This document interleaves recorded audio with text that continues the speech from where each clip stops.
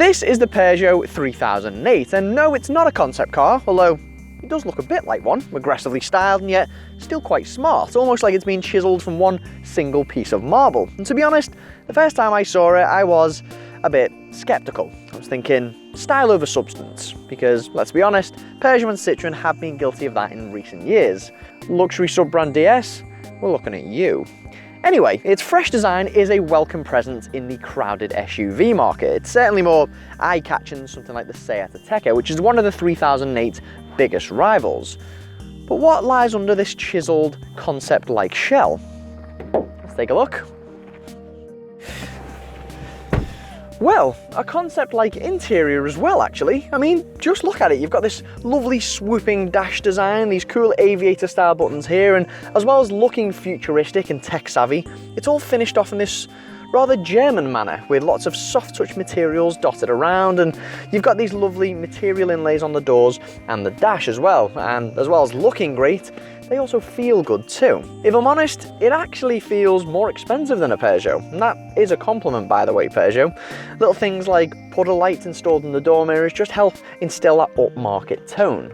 But the most significant feature in here, without a doubt, and what makes this interior look so slick, is this virtual cockpit, a 12.3-inch screen that wraps right around the back of the steering wheel and gives you everything from media to sat-nav info, as well as, of course, your speedometer. And this works great with the 8-inch touchscreen and actually stops you looking away from the road as much to glance towards the screen. I would have liked this 8-inch touchscreen to have some sort of central toggle to control it, but I suppose steering wheel mounted controls with this screen is a good compromise. And speaking of these screens, both of them are standard, believe it or not, as is DAB radio, dual zone climate control, rear parking sensors, and there's some decent safety kit thrown in too, like lane departure warning and autonomous emergency braking. You will have to climb up to the second trim though if you want sat nav and a reversing camera. Now we've got the GT line model, which basically adds some slightly quirkier design features, the likes of extra black and chrome exterior detailing, and you get these part leather sport seats as well. It really is an extremely well equipped car, and realistically you're only really going to have to go up to the second Allure trim, which brings sat nav, in terms of having all the kit you're ever going to need. And apart from kit, storage is really impressive too. You've got loads of space down here, you've got 2 cup holders here, you've got masses of underarm storage here, and this actually opens a lot like a Mercedes. And you've got felt lining in the door bins as well, which is a nice touch, stops things rattling around when you're driving. And when it comes to the glove box, well, yeah, it's a bit cramped and awkward because of the fuse box, like a lot of French cars. But to be honest, I don't care about that, because this interior is so nice, no glove box, no matter how small, is going to ruin it. Now, step into the rear, which is very easy to do, I've found, which is worth noting if you have elderly relatives. And yeah, space back here is great. There's tons of legroom and tons of headroom, although word of warning, there is a panoramic glass roof available. It does let more light into the back, great if you've got kids, but it does eat into headroom quite a bit, so just bear that in mind. Now, moving around back here is very easy to do, thanks to this nice flat floor. And you'll certainly find that you won't be fighting for legroom either side of you. However, you might end up knocking your shins and your knees on this center console. It does get a bit annoying, especially if the driver slams on. And these rear seats can lack a bit of leg support on longer journeys. But I'm nitpicking because, to tell you the truth, it feels more like a saloon back here. It does feel spacious and comfortable. And you've even got a nice fold down armrest with 2 cup holders for some added convenience. You've got a comfy armrest on the door as well, and these door bins are of a very nice size. So what's the catch, I hear you ask? Is the boot rubbish or what?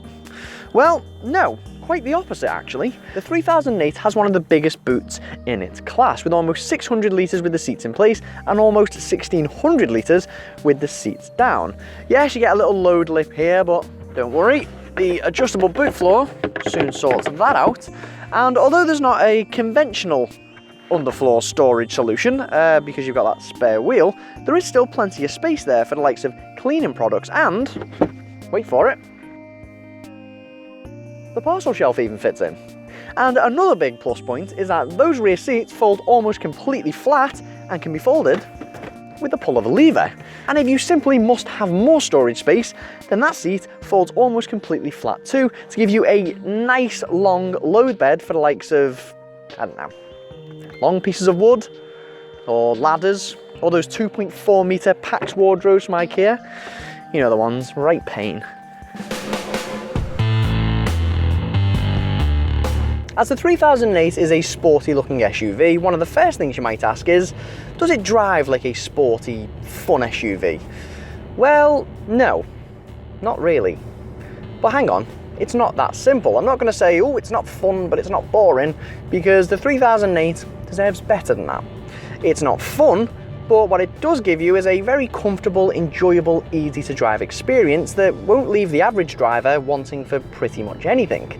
Personally, I don't think I've ever driven a Peugeot that is this well rounded. I mean, it really is lovely to drive. The steering's nice and light and sharp, it's well insulated from wind and road noise. Well, the ride's just right. It's not too firm, so it doesn't clatter over bumps, but it's firm enough so that it doesn't lean too much in the corners.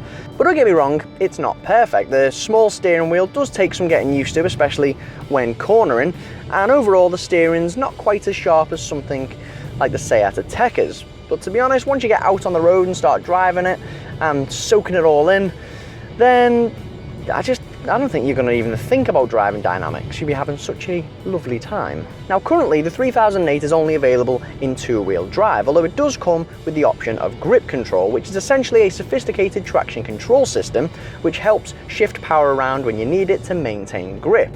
And it should help you get out of most sticky on-road situations, and even some mild off-roading ones as well.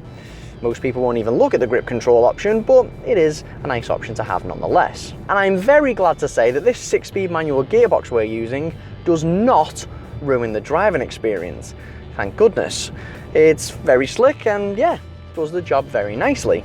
And we have this mated to a 1.5 litre 130 horsepower diesel engine, which has plenty of punch and is very affordable to run as well.